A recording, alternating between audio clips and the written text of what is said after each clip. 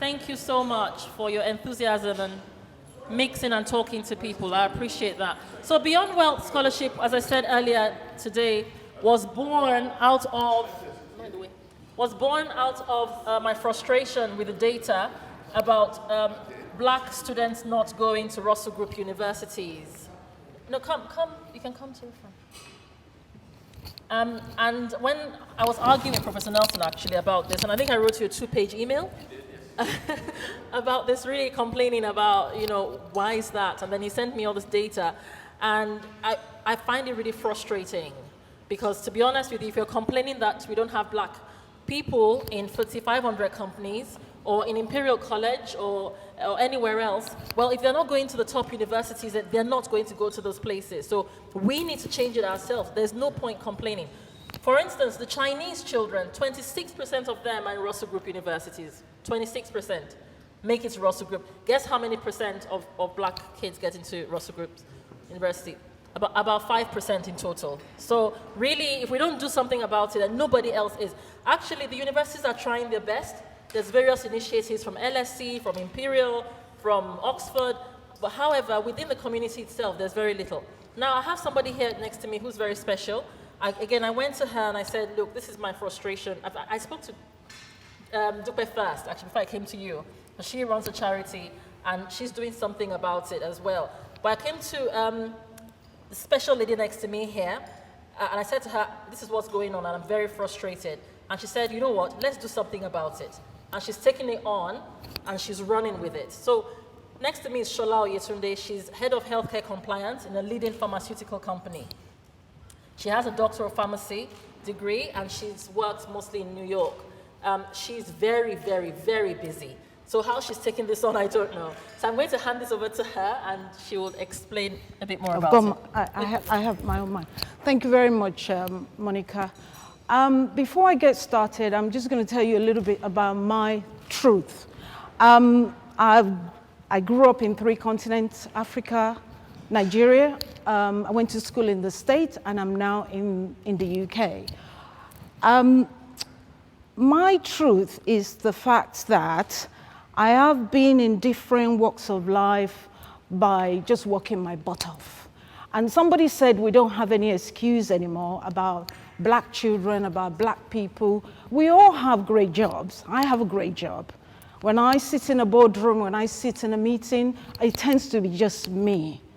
I look around, I don't see anybody of my own color, and I wonder why. I mean, there are several reasons to that. But 2 weeks ago, I went to a meeting with medical directors, and there were about 3 of us on the table, and I was pleasantly surprised, and I was very happy about that. So, yes, Simi said to me, Simi just said, she told me about it. I just had a conversation, but it's an area that I'm extremely passionate about. In fact, my children said, Mommy, this is down your street, because I love education. I think I should have been a professor in a different life. I just love anything to do with learning. I'm sort of like a gig. I love what I do. I'm a pharmacist by profession, but I'm now a head of compliance where people, mostly they're lawyers. But it's an area where I found myself, but I'm doing extremely well, not because I look pretty, I am black, I don't have the British accent, I'm a woman. So I've got 3 things counting against me, but I'm doing extremely well. So we don't have any more excuse about talking about black. I think we need to get out there. Somebody put something on the thing and say, do it, write it, and go and do it. So we need to get out there. We need to challenge ourselves. We need to challenge our children. So talking about Beyond Wealth, I think all the speakers have spoken about what Beyond Wealth is. It is beyond the money. It is beyond your post. It is beyond what you've acquired. It's about impacting the next generation. How do you do that? What changes are you going to make? It's going to vary. It could be through investment. It could be through academic, like we're talking about, and it could be through a different way. But there are different ways in which we can impact the society, the young ones, and the next generation. So now talking specifically about Beyond Wealth, I've made a few notes. I'm not going to go into it in detail. Like Monica said, it's now out there for the young people, mostly year 11 and year 12s, and you wonder why. Well, I mean, they are going to be getting ready to apply to university. There's no point targeting year 9, year 10. They're not even there yet. Monica and I were at a career breakfast at our daughter's school, and all the children gathered around, and most of them didn't even know what they want to do. But funny enough, the lady that ran that said to me, the reason why I brought these children here is not because to determine their career, because they're in year 9, they're 13, 14-year-old. What do they know about career? But what she said to me is, I need to start developing an idea and making sure they understand what networking is about. I thought, wow, that's quite interesting. She said to me, you watch when they come in through the door. You watch what they're going to do. They all came in through the door that morning, and they all gathered around each other. They didn't go and talk to any of those professionals that came there. And she said to me, what you need to do is you need to go to them, you need to expose yourself, you need to speak to them. And the more and more they felt comfortable with that, the more they start to go around all these different professionals. Monica was there, the doctor, you had the lawyers, you had journalists, you had me, you had different people, and they were trying to speak to different people there. So you wonder why we're doing this. Monica said there are various initiatives, we know that, but it's not good enough. We need to do more, we need to impact more change. So the main objective of this Beyond Well is to help bright, passionate, dedicated young BMEs, making sure they have the right support to get to the university of their choice. And I stress on that because it's not just about Oxford and Cambridge. Sometimes there are courses that are not the best in Oxford and Cambridge. It's not about going to Oxford and Cambridge, it's about going to the university that has the course of your chosen course, and they are going to really develop you, making sure they set you up for your own professional career. And we're also looking to ensure that by doing so, we're going to do it in 4 different ways. We're going to support them in terms of work experience. We're going to support them in terms of shadowing professionals. We're going to support them in terms of personal statement. Not all universities focus so much on personal statement. I had to find out about this. I didn't know that.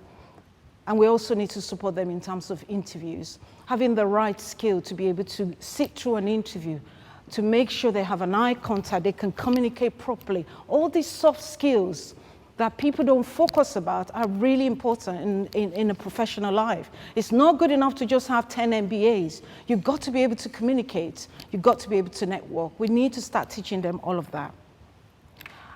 So the main vision for support is, for Beyond Health is just to make sure that these kids are well supported, but also making sure that we are actually encouraging the perception and the mindset of Black kids.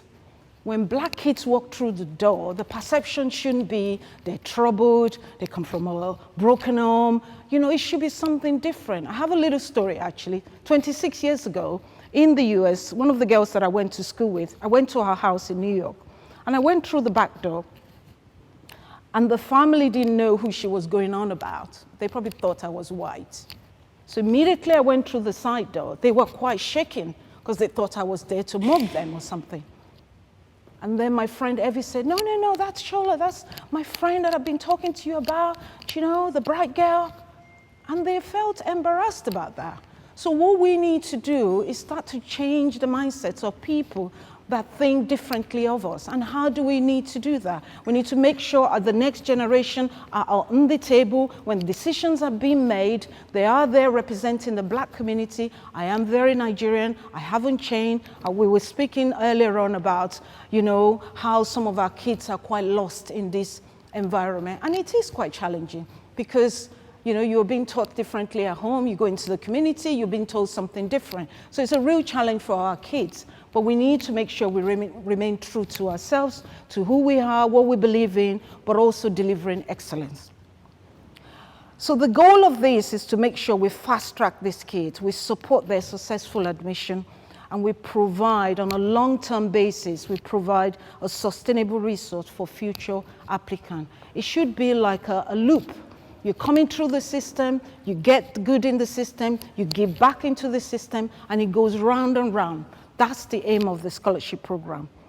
And in terms of the eligibility, we've talked about that, year 11, dedicated children.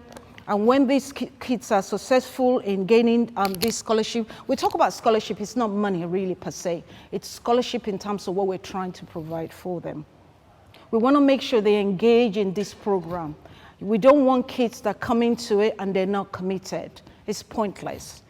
We want to make sure they are great ambassadors in our community. We want to make sure that any challenges that they face through this program, they're able to feedback and we can make the program better that way. And we want to ensure that people that are going to support us are going to be really committed because it takes a lot of work. It's not about money, it's about the time that you give and dedicate to this program. For me, that's the impact.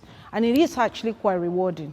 We hope in a couple of years we'll have few young people that can stand there and talk about how they've benefited from this program and what they hope to do going forward about that.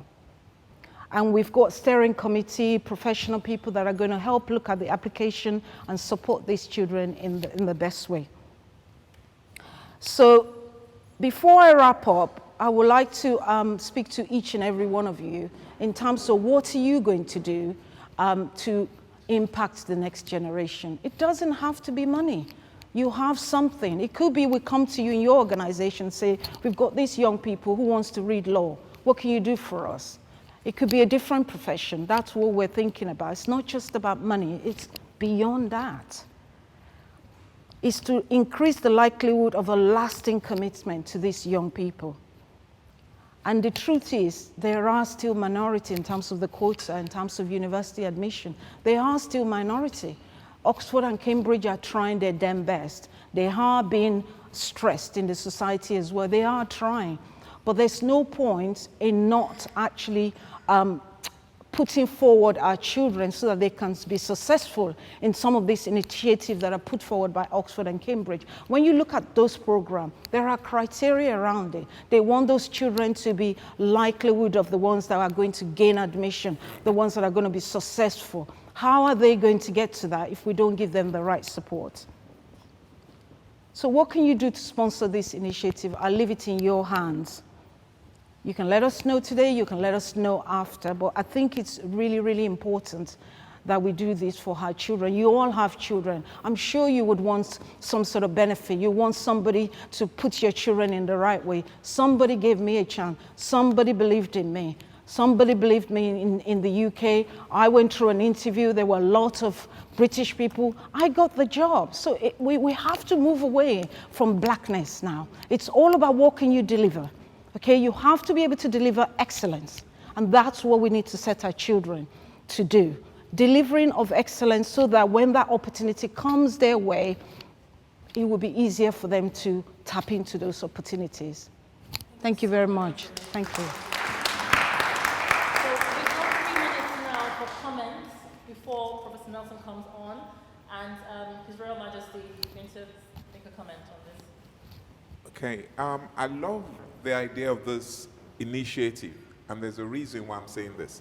And moving forward, the Monica Alabi initiative will be the one that would provide us with something. I'll say it very quickly.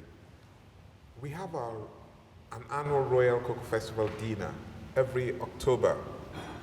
And it's a very, very exclusive dinner with very, very interesting personalities. This particular year, I said we were not just going to be members of the House of Lords, members of the Parliament, ministers and people like that. We were going to have students from disadvantaged areas. And we had students coming from a school in Hackney. Now, this is the interesting part.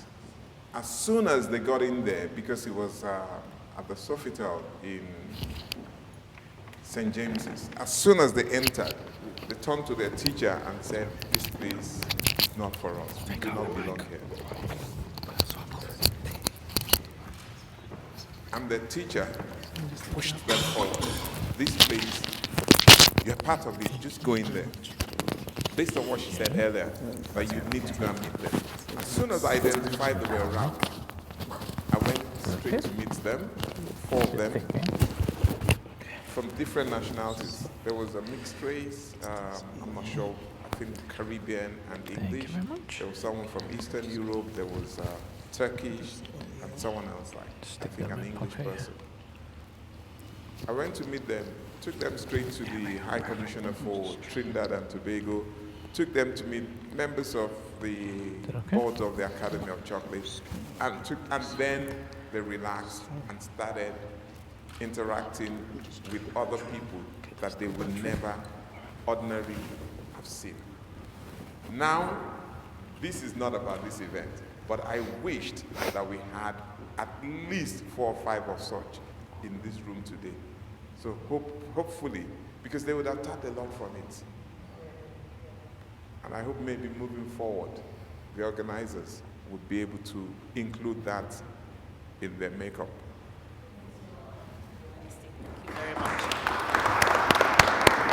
What a day it's been. How amazing has it been?